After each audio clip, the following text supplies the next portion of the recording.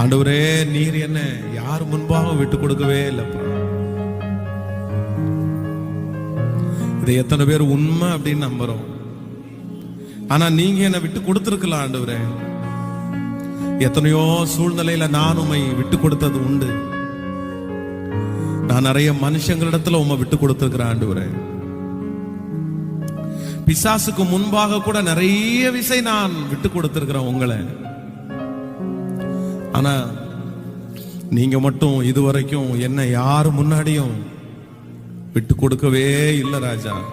இன்னைக்கு நான் மரியாதையோட எல்லாருக்கும் முன்பாக நிற்கிறேன் அப்படின்னா நீங்க என்ன விட்டு கொடுக்காதனால மட்டும்தான் ஆண்டவரே.